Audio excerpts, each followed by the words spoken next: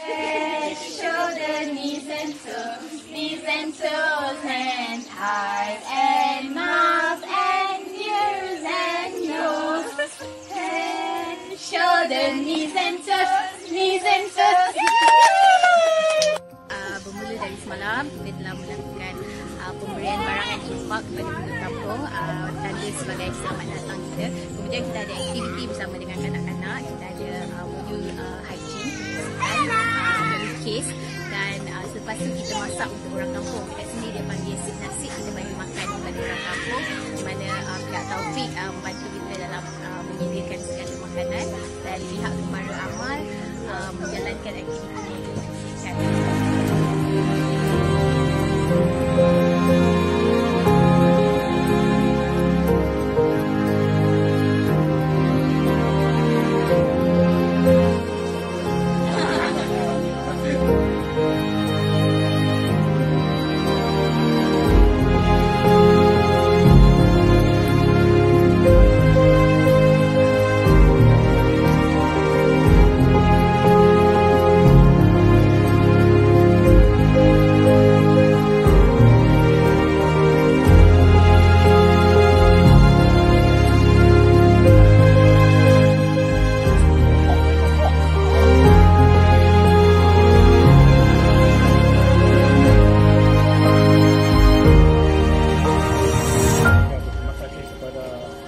Dan terutama penilai KIF, Deja dan juga Dr. Azul to give us this opportunity. Dan lagi kami pun nak mengucapkan terima kasih dan selamat tinggal dan selamat jalan pada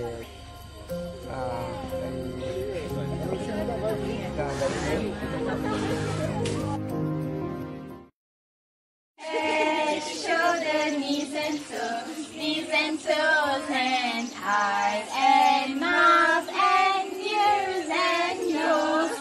Head, shoulder, knees and toes, knees and toes. Bermula dari semalam, kita telah melakukan pemberian barang dan infak kepada penduduk kampung, tanda sebagai selamat datang kita. Kemudian kita ada aktiviti bersama dengan kanak-kanak, kita ada modul hygiene, melukis, dan selepas tu kita masak untuk orang kampung. Kat sini dia panggil sip nasi, kita bagi makan kepada orang kampung, di mana pihak Taufik membantu kita dalam menyediakan segala makanan, dan pihak Gemara Amal menjalankan aktiviti ini.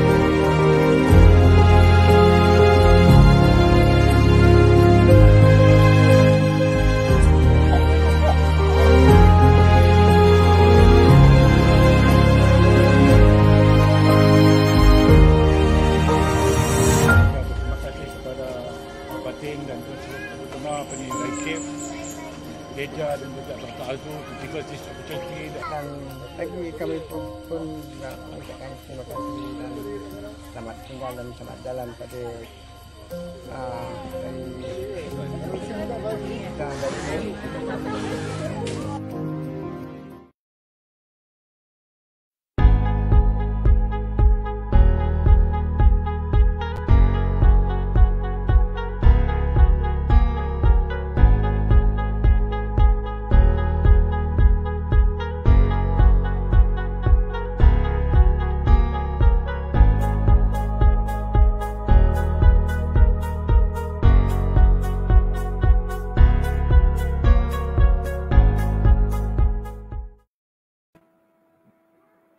Hai, Assalamualaikum semua.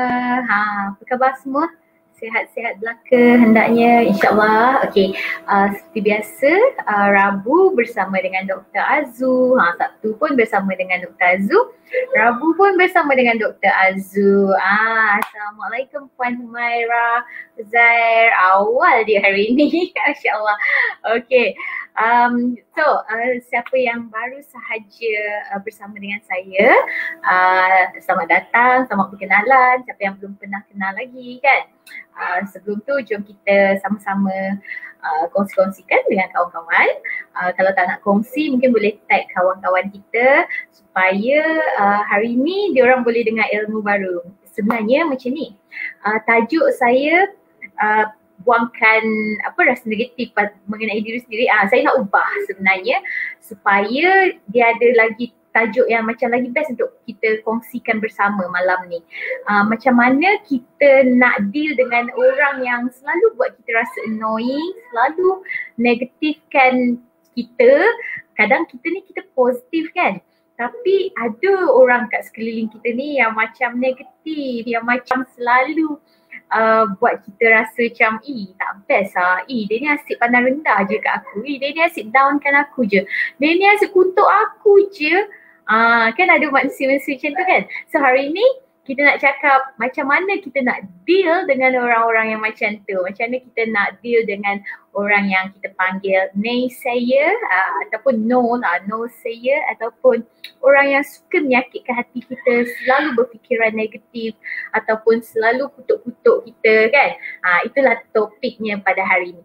So apa kata kalau korang tahu sesiapa yang berada dalam situasi macam ni, maknanya dia selalu mengadu kat korang. Tahu tak, kat tempat kerja aku tu ada seorang ni, si Polan ni selalu cakap buruk pasal aku. Kalau ada, korang kena tag dia. Sebab ilmu malam ni spesifik kita nak cakap macam mana kita nak deal dengan orang-orang macam ni. Dan kadang-kadang sebenarnya percaya atau tidak, kita pun boleh jadi naysayer ni. Dia macam N-E-Y, sayer. Nay tu kalau dalam dekat Amerika dulu, kawan-kawan Mak Saleh saya atau African American saya, dia selalu cakap no dalam bahasa Nay. Macam, do you want to eat that? Nah, I don't want it. Okay, you know, the kind of thing lah macam nah. Nah tu maknanya no. No sayer kan. So orang-orang yang basically selalu cakap no, kalau selalu macam condemn kita, selalu cakap buruk pasal kita, ataupun kadang-kadang like asyik lah benda-benda negatif. So macam mana kita nak deal dengan orang-orang macam ni. So itulah topik hari ni. Okay. So sebelum tu selamat datang again Tengku Saleha, Puan Linda, Puan Marah, Puan Syafiqah. Lama tak jumpa Puan Syafiqah. Tak berjumpa di media sosial. Cik Zahir pun lama tak jumpa. Last jumpa dekat Pahang kan, masa training kita kan. Cik Muniza, lepas tu Tengku Saleha dan lain-lain lah semua yang sedang menonton ni. Alhamdulillah ada rezeki kita untuk berkongsi malam ni. Okay, alright. Okay, so first korang kena tahu macam naysayer ni wujud di sekeliling kita. Okay, orang-orang yang selalu buat kita rasa annoying. Kadang-kadang ahli keluarga kita pun ada di kalangan ahli keluarga kita yang naysayer. Ada di kalangan kenalan rapat kita, sahabat baik kita pun ada naysayer. Kadang-kadang kita tak perasan kita sendiri adalah naysayer kepada orang lain. Kadang kita tak perasan. So hari ni kita akan cakap pasal benda ni. Kita akan cakap apa itu sebenarnya naysayer, lepas tu macam mana kita nak avoid. Hari ni saya tak ada slide. So hari ni kena tengok muka saya je lah sebab saya tak sempat nak buat slide tadi kan. Tapi very straightforward, kalau ada buku, nota, you guys boleh tulis ilmu ni. Alright, so basically apa itu naysayer? Naysayer adalah satu gelaran yang kita bagi kepada orang yang suka macam buat kita rasa annoying dengan dia. Waalaikumsalam, Fayus, okay. So mereka ni adalah manusia yang kadang-kadang selalu merendahkan kita, buat kita rasa down.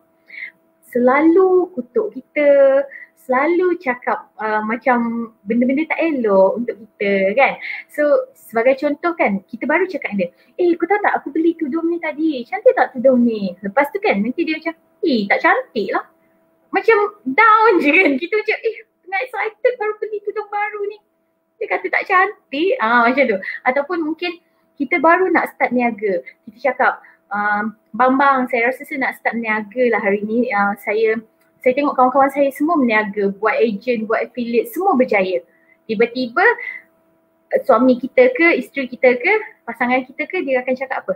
Awak boleh ke berniaga? Saya tak rasa lah awak boleh berniaga. Tak payahlah, duduk rumah diam-diam sudahlah. Macam tu. Pernah tak korang berhadapan dengan manusia-manusia sebegini dalam kehidupan korang? So kalau pernah, mungkin boleh komen kat sini. Kat mana you guys berhadapan dengan manusia-manusia macam ni? Dekat tempat kerja ke? Ataupun mungkin dalam circle you ke? Ataupun mungkin macam masa kita belajar dulu ke kan? Sebab macam saya, saya ni sebenarnya memang it's everywhere lah. Kadang-kadang dulu masa kita belajar, masa saya buat PhD kan, you know I was the youngest one lah kan. So basically ramai yang macam kurang orang kata yakin dengan kemampuan saya. Bila saya decide nak pergi overseas, masa tu umur saya baru, I was only 24, 23. Saya tak ingat, tapi saya dah habis master. Lepas tu saya kata saya nak pergi US, saya nak sambung PhD. And actually I got an offer untuk master saya dekat UK, tapi saya turn down. Lepas tu saya stay buat master kat sini sebelum saya pergi US kan. Masa saya nak pergi tu, there's a lot of naysayer, a lot of people yang macam kau masih tak boleh survive seorang-seorang kat sana. Macam mana kau nak pergi sana? Kau tahu tak kat sana banyak gila naysayer kan masa tu. Kita macam, ya Allah, aku nak pergi ni kan. So like macam bagilah kata-kata semangat kan. Tak lagi je. Yang paling best tu ada cakap dengan saya, tahu tak dekat Amerika tu orang bunuh-bunuh lah. Tengok kat TV tu, dia tembak-tembak lah. Lepas tu dia macam pekan cowboy lah. You know that kind of thing. Islamophobia lah. Saya macam, kita nak pergi ni kan. Bagilah benda elok-elok. Itulah naysayer. Okay, naysayer adalah manusia di sekeliling kita yang kadang-kadang suka mengeluarkan pendapat mereka, pendapat negatif mengenai sesuatu yang mereka tidak pasti, dan pendapat tersebut merendah-rendahkan individu lain. Dan dia selalu macam tidak yakin dengan kemampuan kita. Kadang kan sebenarnya kita tahu kita mampu. Kita tahu, aku yakin aku boleh buat sales, aku boleh close deal. Tiba-tiba kawan kita datang, kau nak close deal? Tak ada, jangan harap lah. Macam tu kan. So apa perasaan kita berhadapan dengan naysayer? So hari ni saya nak ajar macam mana cara kita nak deal dengan naysayer. Sebab percaya atau tak, kalau kita berniaga, akan ada naysayer di sekeliling kita. Akan ada orang condemn produk kita. Sebagai contoh, kalau ni saya tengok kat sini, siapa jual apa? Korang jual apa dekat sini ya? Puan Syafiqah jual apa Saya tak ingat. Saya ada ni, saya ada adik, Lini adik. Saya tahu Lin, saya tahu adik buat massage. Okay, dia urut orang, dia tukang urut. So basically naysayer kalau dia adalah orang yang suka kutuk macam, bukan best pun dia turut. Lepas tu kalau dia jumpa adik kan, dia akan kata, kau turut biasa-biasa je, aku pun tak tahu kenapa kau ramai customer. Macam tu, itulah naysayer yang kita rasa macam, ya Allah dia ni kan geramnya ku. Pernah tak korang rasa macam tu? Kalau pernah, so hari ni kita nak deal with the naysayer. Kalau boleh kita tak nak lah diorang ni ada dekat sangat dalam kehidupan kita kan. Sebab apa? Sebab benda tu melibatkan kita punya self esteem. Sama lah, tak kisahlah jual produk bunga ke, jual Mary Kay ke, jual Young Living ke, akan ada orang yang kata, Young Living dia jual ala poyo je tu. Macam tu kan. Kita dengar macam, ya Allah dia ni kan. Tak boleh lah macam tu, right? So basically you guys dah tahu naysayer. Adakah kita tergolong dalam golongan tu? Adakah kita naysayer juga? Cuba tanya diri sendiri. Aku buat tak macam tu dengan kawan-kawan aku kadang-kadang? Kalau dulu, saya rasa masa zaman-zaman sekolah dulu, memang kita ramai je naysayer, orang kata kan. Kita sendiri pun naysayer kan masa zaman sekolah kan. Especially kalau kita tengok ada macam budak-budak yang macam bajet-bajet bagus ke kan, kita lah jadi naysayer tu. Tapi semakin kita dewasa, semakin kita belajar, semakin kita tahu inilah maksud naysayer. Dan adakah kita nak jadi seperti manusia tu? Kalau boleh, kita tak nak. Okay, kenapa sebenarnya wujud manusia naysayer? Okay, macam ni, manusia naysayer ni dia wujud disebabkan 4 faktor. Sebenarnya ada banyak, tapi malam ni saya nak kupaskan 4 faktor penting. Yang pertama, sebenarnya mereka adalah manusia-manusia yang kurang perhatian. Sama ada dari dia kecil sampai dia besar, dia kurang mendapat perhatian. Dia kurang dipuji, dia kurang kasih sayang ibu bapa dia, dan dia selalu bersendirian. Dia selalu macam tidak menghiraukan sekeliling dia. Jadi dia ni kurang perhatian. Jadi bila dia kurang perhatian, makanya dia membesar dengan perasaan tersebut. Dia membesar dengan satu tanggapan, I don't care about what people feel because I'm alone. Macam tu. Why do I have to care? Sebab tu bila dia cakap, dia tak peduli pun perasaan orang. Bila dia kata, alah kau urut orang bukan sedap pun. Dia macam tak peduli pun perasaan orang. Sebab apa? Sebab dia tak ada perhatian. Dia tidak pernah diberikan perhatian tersebut. Dia tidak pernah dipuji dan dia tidak pernah mungkin merasai perasaan tersebut. Jadi kalau boleh siapa yang ada anak dekat sini, maknanya saya selalu pesan, saya kata parenting is important.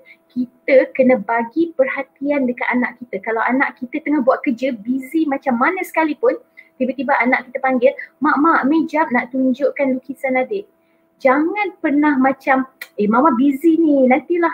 Don't do that. Percayalah kalau korang buat macam tu, korang create satu hubungan yang tidak baik antara you guys dengan anak korang dari segi emosi dan pembesaran fizikal mereka, di mana di situ nanti dia akan ada satu tanggapan, well, mak aku tak peduli pun, tak ada orang peduli pun pasal aku, it's okay lah, so who cares?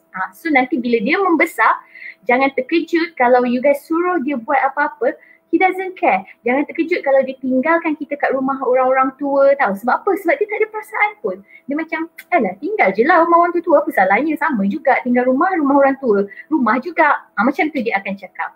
So penting sangat untuk kita bagi perhatian. Perhatian dekat siapa? Perhatian kalau kita ada anak kecil, bagilah perhatian. Kalau kita ada suami, kalau kita ada isteri, bagilah perhatian sedikit kepada mereka. Benda paling best saya selalu cakap, saya kata kalau buat kerja, kalau apa sahaja, kalau anak-anak kita panggil, luangkan je lah masa sikit je. Korang berhenti sekejap, pergi, oh ya, good job, lepas tu datang balik. That's it.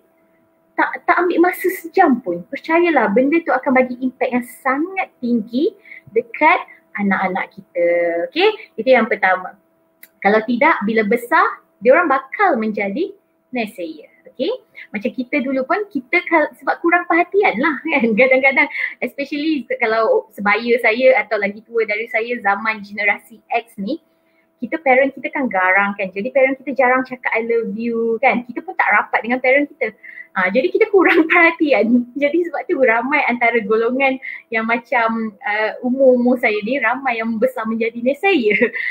Tapi kalau you guys tengok anak-anak muda sekarang yang macam kecil-kecil, yang parent dia kasi cakap I love you ke, diorang jarang looking down on people. Selalunya dia akan support people. Macam kalau misal kata kawan dia jatuh, it's okay, sikit je tu sakit. Tapi kalau naysayer zaman tu, kawan dia jatuh, kau memang layak jatuh lah, kau ni kan. Macam tu, okay. So you guys see the difference kan sekarang. So itu yang pertama. Yang kedua, reflect benda yang sama macam kurang perhatian tadi, tapi ini adalah program dalam minda dia semasa dia kecil. Okay. So basically masa kita kecil, macam saya bagi tahu dalam kelas pengajian akal saya, dalam semua kelas yang saya pernah buat, minda kita diprogramkan semasa kita berusia 0 hingga 7 tahun. Instead sebenarnya masa di dalam perut berusia 4 bulan terjadi perjanjian di antara manusia dengan Tuhan kan, melalui roh lah kan, yang dinamakan roh. Dan masa tu sebenarnya minda manusia telah terbentuk. Jadi apa sahaja yang kita terapkan dalam pemikiran anak-anak kita, itulah yang akan membentuk siapa mereka masa besar. So kalau let's say dari umur 0 hingga 7 tahun, anak-anak tinggal dengan kita.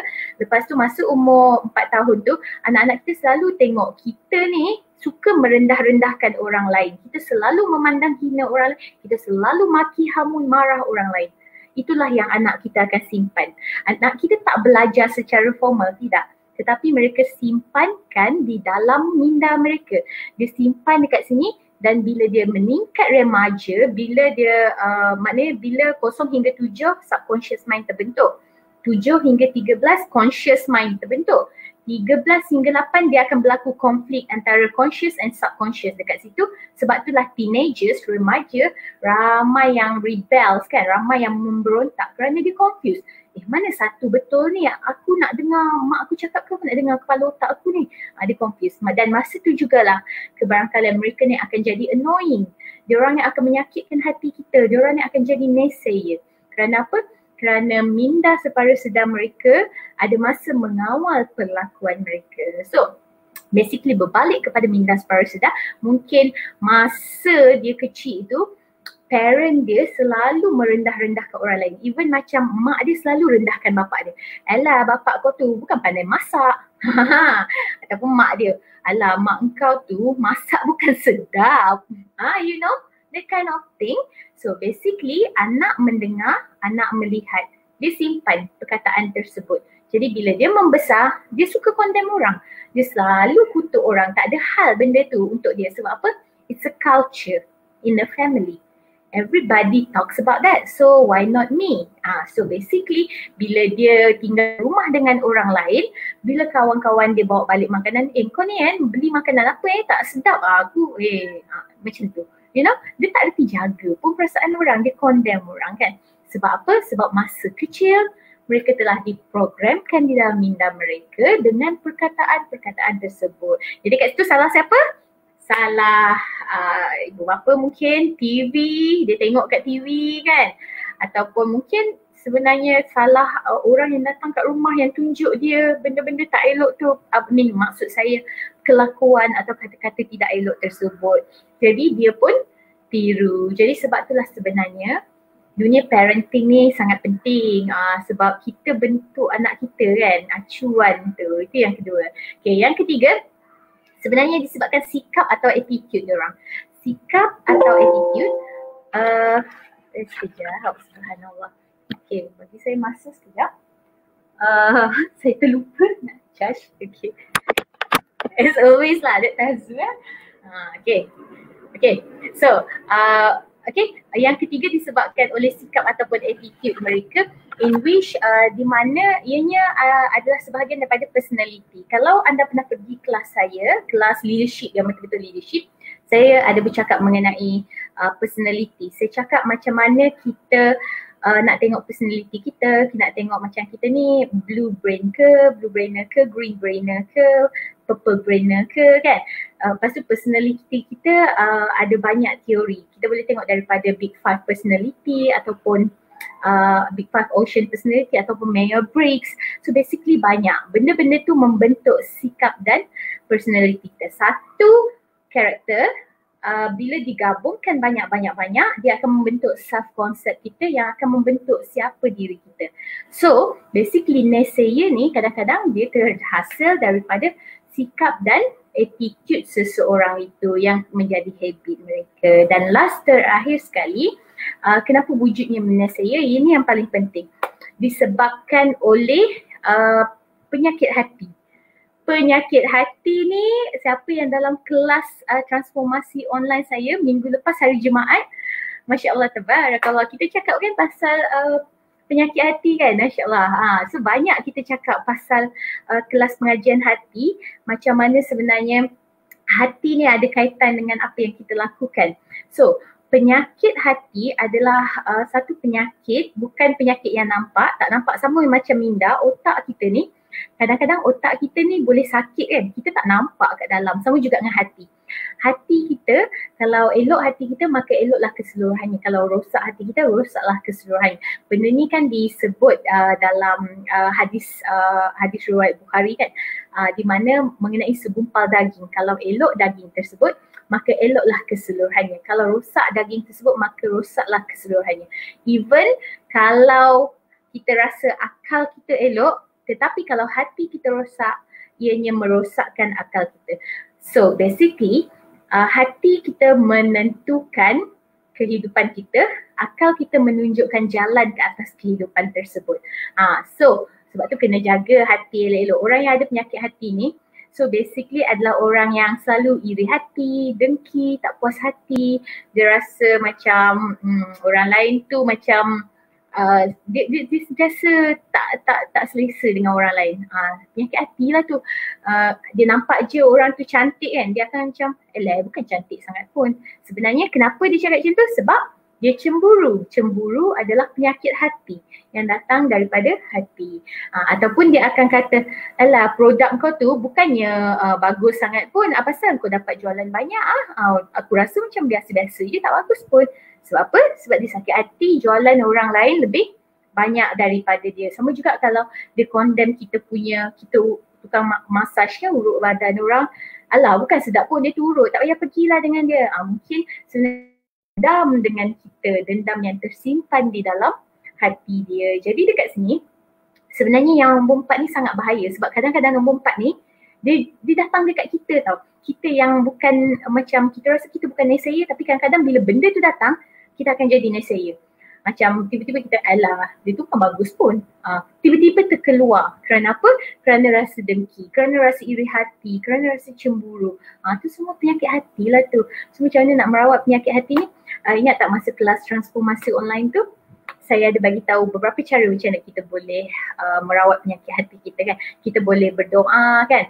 So doa ni sebenarnya adalah salah satu cara di mana ianya bukan hanya semasa solat, tetapi kata-kata kita, setiap kata-kata adalah doa. Dalam surah Az-Zariyat ayat 23 kan. Ini saya bagi tahu hari tu kan dalam saya punya kelas, di mana apa saja yang kita cakap dalam surah tu cakap apa saja yang kita cakap akan dimakbulkan. Macam itulah kata-kata kita adalah doa. So basically korang nak hilangkan saya rasa sakit hati, benci, menyampah ke, kadang-kadang dia akan datang tau, sebab kita manusia ni tiada yang sempurna. Itu memang dah everybody knows, kita tidak dilahirkan sempurna. Jadi basically kadang-kadang sebaik mana kita pun, sealim mana kita pun, bila syaitan datang atau penyakit hati tu datang, kita akan macam ada perasaan iri hati. Kita akan pandang dengan pandangan hujung mata, kita akan rasa macam cemburunya aku, kenapa sales dia lagi banyak? Kita akan ada benda tu. Jadi untuk elakkan perkara tersebut daripada datang, so korang kenalah sentiasa sebut astagfirullahalazim kan, basically, ataupun na'udzubillah minasyaitonirrajim ke kan. Sebab penyakit hati ni kadang-kadang dia ada dua source dia, satu daripada syaitan daripada syaitan, satu lagi daripada diri kita sendiri kan. So basically kita identify benda tu. So ini adalah sebab kenapa wujudnya naysaya. Kadang-kadang kan, percaya atau tak, anak-anak kecil kita dah jadi naysaya dah. Kadang-kadang dia suka condemn orang. Hati-hati bila anak kita suka condemn masakan kita. Macam kita ibu bapa kan, kita masak lepas tu, I don't think this food is good, oh mom. Macam tu, that kind of things kan. So korang kena hati-hati, korang kena jaga dia. Kena jaga anak-anak kita ni dari segi, nanti kena tengok balik apakah sebab-sebab yang menyebabkan dia jadi naysaya. Adakah sebab dia ni kurang perhatian, ataupun dia ni sebab masa kecil dia kita selalu pukul dia, ataupun mungkin sebab memang sikap dia ni duduk dengan orang yang tak best kan. Bila dah masuk asrama dia berkawan dengan orang yang tak best, jadi membentuk sikap dia. Penting tau, sikap manusia ni berubah tau. Kita boleh menjadi baik. Masa kita lahir, kita didik anak kita dengan sebaik-baiknya. Kita bagi ajaran agama, kita ajar dia macam-macam.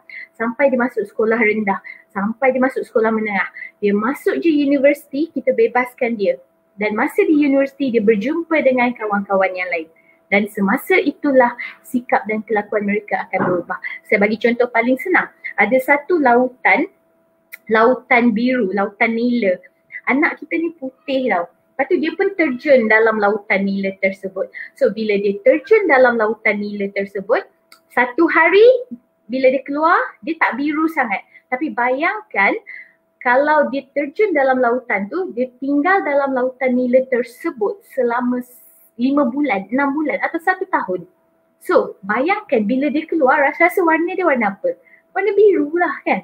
Itulah yang akan menjadi sikap dia selepas itu. So jangan terkejut bila anak-anak kita balik dari universiti, balik dari boarding school, perangai dia berubah. Jangan terkejut tengok macam dia ni dulu aku hantar dia hormat je dekat aku, tapi sekarang balik, ya Allah dia tak hormat dah kurang hajar. Kerana apa? Kerana persekitaran memainkan peranan yang penting juga. Dan last, terakhir sekali adalah penyakit hati. Penyakit hati ni nak sentiasa dilindungi. Korang sebutlah astagfirullahalazim. Satu lagi, saya kalau penyakit hati ni saya selalu ingat yang saya nak bersihkan hati saya daripada segala penyakit ni, sebab dinyatakan dalam satu cerita lah kan, daripada seorang ulama ni, syekh ni, Rasulullah SAW semasa beliau meninggal dunia, beliau hanya meninggal dunia dengan 3 helai uban berwarna putih ke, macam itulah kan. Yang menunjukkan lepas tu ahli ulama dan juga banyak kajian dijalankan. Kenapa Rasulullah SAW meninggal dengan hanya meninggalkan 3 uban je? Kenapa dia tak beruban? Senang cerita macam tu padahal dia dah berusia. Lepas tu it came out that sebenarnya manusia yang beruban ni dia ada 2 faktor. Satu dia stres, satu lagi dia ada penyakit hati. So saya kata dengan diri saya, Alhamdulillah sampai hari ni Tuhan belum beri, walaupun usia saya dah meningkat, Tuhan makbulkan doa saya untuk tidak memberikan saya uban. Saya kata saya nak istiqomah untuk tak ada uban. Macam tu, tak ada uban ni maknanya kita tak ada penyakit hati dan kita tidak stres. Jadi siapa yang ada uban tu boleh balik sekejap lagi cabut dulu uban tu, nanti dah hitam. Rasa-rasa nak stres tu ingat cakap dengan diri sendiri, Dr. Hazu kata kalau kau stres nanti rambut kau beruban. Nak ke? Masih tak nak kan? Beza tau uban dengan yang satu lagi, uban perang kan. Perang tu dia tak consider uban lah. Uban is the putih one kan. So dan penyakit hati ni tidak hanya dendam, iri hati, marah, kemarahan merupakan salah satu penyakit hati. Kalau korang jenis tempered, panas paran, banyaklah uban korang nanti. So chill je, jangan marah-marah, relax je, okay. Rasa-rasa nak buat sepah macam anak saya, kemas kat sini, sepah kat sini, kemas kat sini, sepah sini, siap conteng dinding lagi, ambil guna marker pen lagi. Conteng. Saya macam, okay, tak apa, jangan marah. It's okay, you know. Kalau you marah nanti beruban. Saya punya motivasi tu je. Saya tak nak jadi uban. Saya nak umur saya 50 ke 60 ke rambut saya masih hitam, insyaAllah. Okay, saya nak anda juga hopefully boleh jadi macam tu. Right, okay. So, itu yang kedua kita nak kongsikan. Yang ketiga kita nak kongsikan apa jadi kalau misal kata naysayer ni, kalau kita naysayer kita tak berubah, ataupun kalau kita pasangan kita naysayer, pasangan kita tak berubah, apa akan jadi sebenarnya basically kepada mereka. Macam tu. Sebenarnya kalau kita naysayer, kita tak berubah, dia akan jadi penyakit hati yang berlanjutan. Penyakit hati yang berlanjutan akan membawa ke minda. Kerana hati ada kaitan dengan minda. Ingat saya kata tadi, minda kita menentukan jalan. Apa sahaja yang elok dekat sini, maka elok dekat sini.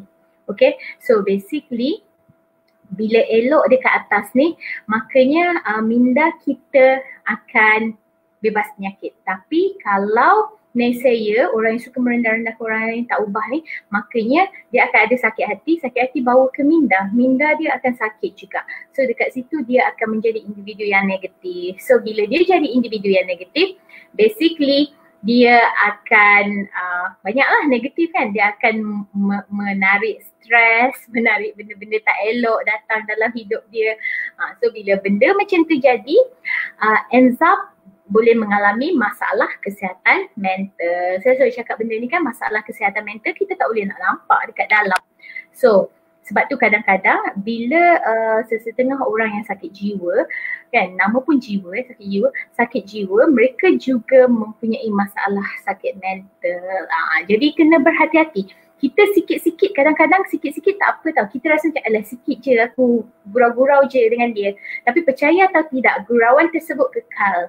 Bila kekal dan dia menjadi habit kita, lama-lama dia akan bawa ke minda kita. Dia akan jadi kebiasaan. Bila jadi kebiasaan, makanya dekat situ korang kenalah reprogram balik minda korang. Untuk reprogram minda korang, it takes more than like 60 days up to 1 year.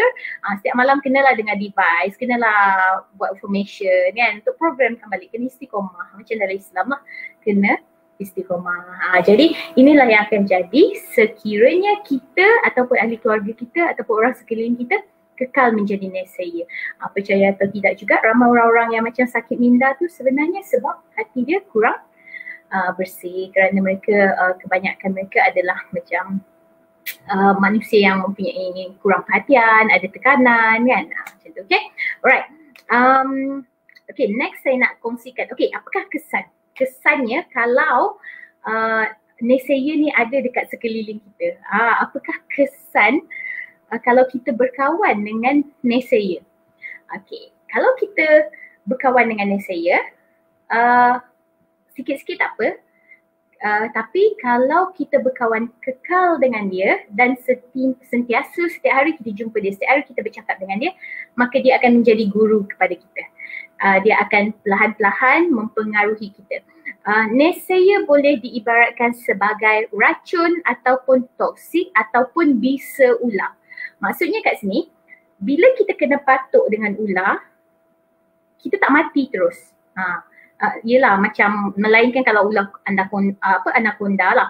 Tapi macam kalau ular kecil-kecil tu kan kurang macam ular liti je kan. So basically kalau kita berkawan dengan naysayer, kita anggaplah naysayer ni macam ular. Kita anggap naysayer ni macam racun. Seorang individu yang memegang sebotol toksik dan racun. Dan dia bagi kita minum sikit hari ni. Besok dia bagi kita minum lagi. Lusa dia bagi kita minum lagi. Tonight dia bagi kita minum lagi. Sampailah hari ke-7 habis satu botol racun dia bagi kat kita. So apa jadi dekat kita? You guys figure out. You know what happened to us. Kita akan jadi toxic. Sama juga dengan bisa ular. Bisa ular bila masuk dalam badan kita, sikit je alah tak ada apalah. Tiba-tiba nanti akan naik biru. Bila naik biru dia akan sekat kita punya saluran-saluran semua ni. Lepas tu nanti nerve kita tak rasa. Tak ada function macam keras, tak ada perasaan. Kita gigit tangan kita pun kita tak rasa. Sebab apa? Sebab bisa ular tersebut telah masuk dalam badan kita. Dan lama-lama kita biar je, biar. Dan dia akan sampai ke jantung dan ends up kita boleh mati dalam masa beberapa minit sahaja. Okay. Perumpamaan ini adalah sesuatu yang kita boleh tunjukkan apa akan terjadi kepada kita sekiranya kita dikelilingi oleh naysayer. Itu yang pertama. Yang kedua, kita akan rasa hilang motivasi. Kita akan rasa macam dunia ni tak best. Dan ia perlahan-lahan akan menggoyahkan iman kita. Akan menggoyahkan pegangan kita, prinsip hidup kita. So basically, kalau kita seorang yang mempunyai prinsip hidup yang tinggi, tapi kita dikelilingi oleh naysayer, orang yang selalu merendahkan kita, lama-lama your self-confidence hancur. You tak ada self-esteem. Self-esteem ni adalah sesuatu yang kita bina. Okay, esteem diri. So kita bina, kita letak brick esteem diri kita. Setiap hari kita puji diri kita. Aku yakin. Lepas tu esteem diri kita dah tinggi sampai sini. Tiba-tiba ada seorang manusia datang, kau ni tak bagus lah. Kau ni buat kerja lembab lah. Kau ni aku rasa kau memang tak bagus lah. Kau ni. Pap. Dia ambil tukul, dia paku. Dia tukul. Kita punya esteem diri sampailah satu tahap kita akan give up. Kita akan rasa macam, oh yelah aku memang rasa aku tak berguna. Sampai tahap macam tu. Inilah kesan naysayer bagi dekat kita. So kalau boleh kita tak nak berada di tahap sampai bawah tu. Kalau kita dah rasa kita dekat bawah tu, bangun balik and know that it's just the word that people say about you. Diorang tak kenal korang, diorang tak kenal anda. You know yourself better. So basically why you have to listen to them? Kenapa nak dengar dia kata, aku rasa kau ni tak boleh niaga ni. Aku rasa kau ni memang slow lah buat kerja. Kenapa kena dengar manusia cakap padahal, it's about you. You know, you decide your life lah. Macam saya bagi tahu tadi, kehidupan kita yang buat, kita yang bentuk. So, kenapa nak kena memandang serius kepada kata-kata manusia lain, macam tu. Alright, masa saya live minggu lepas ada tanya kat saya, habis apa nak buat kalau misal kata memang naysayer tu ada dekat sekeliling kita. Macam mana kita nak deal dengan naysayer, dengan orang yang annoying ni kalau lah dia ada sekeliling kita, especially kalau naysayer ni suami kita, isteri kita, anak-anak kita kan. Masya Allah, macam mana korang nak deal dengan naysayer? Okay, macam ni. Prinsip saya dari dulu sampai sekarang, in which psychologically it works very well. You have to understand but you don't have to care. Macam ni. Cakapkan pada diri macam I don't care, it's not about me. You know, whatever that orang cakap, it's not about me. I know myself. Kalau dia nak kata, kau tu buruk aku tak rasa kau boleh jadi model lah, kau nak apply berlakon, common lah, muka macam kau ni kan berlambak-lambak kat pasaran. Contoh kan, kau selalu dengar kan orang cakap kan. So, cakapkan dengan diri sendiri, well, it's not about me. I don't care.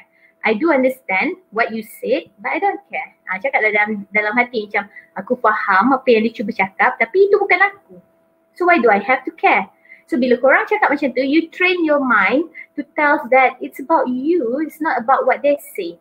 Okay, apa saja yang diorang cakap, jangan bagi masuk dekat reticular activating system kita. Kerana once the word go through your reticular activating system, susah untuk anda kawal lagi. Sebab anda akan dengar lagi orang lain cakap buruk-buruk pasal anda. Sebab apa? Sebab anda dah buka jalan kepada reticular activating system. Kepada yang baru follow saya, yang baru dengar live saya, mungkin tak tahu reticular activating system tu apa. Reticular activating system adalah satu sistem yang dicipta oleh Tuhan di dalam otak kita. Sekejap lagi boleh Google, okay. Terletaknya dekat belakang ni. Tugasnya adalah untuk filter maklumat masuk dalam otak kita.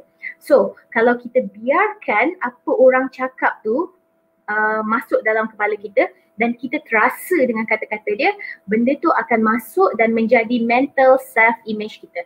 Bila menjadi mental self-image kita, makanya kat situ you are doomed. Maksudnya kat situ kita akan hilang keyakinan diri, kita akan rasa kita buruk, kita akan setuju dengan pendapat dia. Dan di situ we are no longer in control of ourselves. Dalam konsep kepimpinan diri, that is wrong. Sebab dalam konsep kepimpinan diri, we are controlling ourselves. Kita tahu diri kita better than anyone else. Macam itulah konsep dia. So basically macam mana kita nak deal dengan orang yang suka merendah-rendahkan tu, cakap dengan diri kita, it's not about me. Whatever yang dia cakap tu, aku rasa bukan aku. Kalau dia kata aku buruk, I don't think so. Sebab Tuhan dah cakap, Tuhan lahirkan, Tuhan ciptakan semua benda di dunia ini cantik. Dan satu pun yang buruk. So kalau korang cuba melihat kecantikan, korang akan nampak kecantikan. Semua manusia cantik, semua manusia handsome. Kan? So kenapa dia nak cakap aku buruk? You have to say that. Tapi korang kena faham macam, okay aku faham kalau tak nak jaga hati dia, let's say dia adalah isteri atau suami kita, kita diam je, kita macam cakap lah abang, apa nak cakap apa, suka hati abang lah. Macam tu. Tapi jangan tanamkan dalam otak dan jangan tanamkan dalam hati juga dalam otak. Sebab kalau korang tanamkan, dua consequences. Satu, reticular activating system akan filter benda tu masuk dan lepas tu korang akan dengar banyak lagi keburukan pasal diri korang. Kedua, yang pertama reticular, yang kedua apa tadi? Saya tak ingat. Cakap laju sangat, okay. So basically, tadi saya dah cakap lah kan. So ini yang pertama kita boleh buat. Okay, yang kedua sebenarnya yang kita boleh lakukan untuk kita basically get rid of people yang macam annoyed ni, sebenarnya simple je. Korang senyum and then you excuse yourself. Okay, menurut kajian psychologically dan juga kajian yang dibuat dalam bidang sains, fake it until you make it. Maknanya kat sini, kalau kita sedih, kita senyum. Bila kita senyum, otak kita akan ingat that kita tengah gembira. Terdapat satu kajian, banyak kajian sebenarnya daripada banyak universiti mengenai EEG otak, di mana kalau kita pretend senyum, nanti kan bentuk otak tu dia lain tau, bentuk sel-sel yang terbentuk tu. In comparison kalau korang sedih ataupun masam. Kan tengah masam-masam, orang cakap buruk pasal kita, kita macam terasa. Tak suka lah dia ni cakap buruk pasal aku. Macam tu kan. Korang buat je macam tu, bentuk otak korang dah develop hormon stress dah dekat situ. Tapi once orang cakap buruk pasal korang, korang senyum, lepas tu otak takkan figure out yang you are in stress, and then you just excuse yourself. Macam kalau kita dalam group yang ramai-ramai, ada kawan-kawan ke sebelah tu cakap tak elok pasal kita, korang excuse je macam, excuse me, I nak pergi toilet je excuse me, I ada urusan lain lah. Ini saya selalu buat Yang kedua ni lagi saya buat. Yang kedua pun saya selalu buat. Kalau macam dulu kat universiti kan, ramainya saya kutuk itu, kutuk ini. Macam a lot of people says a lot of bad thing about a lot of things. So what we can do is we escape ourselves. Kita keluar, aku ada urusan lah, aku nak kena lalu lah, gerak lah. Okay lah, bye, jumpa korang. So we just escape them. Okay, so kalau korang stay kat situ, korang akan berada dekat kolam tu. Like I said lah. Sama juga sekarang dalam kehidupan kita. Dalam kehidupan kita, sekiranya ada circle naysayer, circle tak best, circle manusia yang penuh dengan penyakit hati, leave it regardless of what. I just did lah. Sebenarnya ada banyak juga yang macam saya tinggalkan. Sebab ni lah sebab ni saya ni lah kan. Jadi I don't care, saya tak peduli kalau macam sebenarnya apa yang lebih penting adalah diri saya. Kalau saya stay dekat situ saya akan sedih. Jadi kita decide kita nak sedih balik rumah masam-masam mudi dengan anak, suami, ataupun kita nak tinggalkan, move on dan happy. Kadang-kadang you know in life you have to make a decision. Kalau anda perlu pindah, mungkin anda perlu pindah. That's the decision that you have to make. But believe in the good things that happen. Allah said that already kan. Macam segala yang terjadi ada hikmah di sebaliknya. You just have to believe Allah berada dalam sangkaan hamba-Nya. Kalau kau fikir kau pindah ni baik, maka baiklah untuk kau. Macam tu. Tapi kalau kau fikir pindah tak baik, maka tak baiklah. Kan? So it's up to you. So smile and excuse yourself. Jangan cari gaduh. Korang tahu tak? Tak ada guna pun nak bertengkar mulut. Mana ada? Aku tak rasa aku buruk, kau yang buruk. Jangan macam tu. There is no use. Just be a bigger person lah. You know like life is like a triangle kan. Eventually you tak payah balas pun Allah akan balas. That's it. Okay. So tapi tak payah minta Allah balas. Minta doakan yang baik-baik je untuk dia kan. Tak perlu pembalas yang buruk-buruk. Okay. Okay. Dan yang ketiga spend time in a group. Maknanya kat sini kalau kita dah tahu manusia yang kita kawan ni dekat office ke dia ni naysayer. So korang janganlah pergi lunch berdua dengan dia, janganlah pergi dinner berdua dengan dia. Don't basically hang out dengan dia lah. So nak pergi mana-mana bawa kawan yang macam saya kadang-kadang pun memang saya ada few kawan saya yang saya jom lah ikutlah. Kalau saya rasa macam nak masuk benda tak best, group tak best ke, saya akan bawa orang lah. Saya macam jom lah, join lah, teman lah. Macam tu. Okay, so korang pun kena buat benda yang sama. Sebab apa? Sebab kalau kita berdua, we're afraid that the naysayer ni macam racun tadilah kan. Kita akan termakan dengan kata-kata dia. Manusia ni tak kuat manalah kadang-kadang kita terasa juga bila orang kata kau buruk. Memang kita kuat tapi balik rumah percaya tak korang akan tengok cermin, betul tak? Tadi dia kata aku buruk, betul ke aku buruk? Kan, betul tak? So kadang-kadang kita akan terjebak. Jadi better not to let yourself terjebak dalam situasi tersebut. Macam tu lah. Alright, okay. So saya tak sempat nak baca banyak sangat komen-komen kat sini. So basically macam ni lah, betul, fake it until you make it ni dulu saya tak percaya juga benda ni. Tapi lepas saya belajar, saya kata well betul rupanya sama juga macam saya ajar dalam buku Panduan Unggul Ubah Hidup kan. So siapa yang tak dapat lagi, tak baca lagi buku tu kena baca. Okay, siapa tak katam lagi kena katamkan. Kalau nak beli saya rasa boleh letak link lah. Siapa-siapa ada link dia boleh letak link dekat komen Panduan Unggul. Dalam buku Panduan Unggul Ubah Hidup saya bagi tahu pasal benda ni kan. Saya cakap pasal setiap malam kita kena cakap affirmation. Kita kena cakap pengukuhan diri. Saya bahagia. Walaupun kita tengah menangis. Dia sakit kat hati aku. Tapi cakap je, saya bahagia. Sambil senyum. Cakap je. You know, every day you say the words, I am happy, even though you are sad. Believe it or not, after 21 days, you will wake up as a new program, a happy program. Kita akan bangun dan kita akan lupa kesedihan semalam. Automatically. That is when our subconscious mind works. So sama juga macam the words fake it until you make it tadi kan. Alright. Okay, so saya rasa cakap tak ada slide pun dah pukul 10 malam. Masya Allah kan. So hopefully menjadi satu perkongsian yang bermanfaat lah. Sebab okay, macam mana kalau kadang kita dalam group WhatsApp atau Telegram kita terpaksa baca message. Tu pun best. Sebab tu kita jangan join. Kita jangan join group-group tak best ataupun kita jangan buka. Saya bagi contoh yang senang. Macam saya kat sini saya tak buka. Saya tak buka WhatsApp saya sebab kadang-kadang bila kita terbuka kita akan terbaca. Bila kita terbaca kita akan terasa. Bila kita terasa susah dia akan jadi mental self image. So kita ada pilihan untuk leave the group or buka macam buka tapi jangan baca.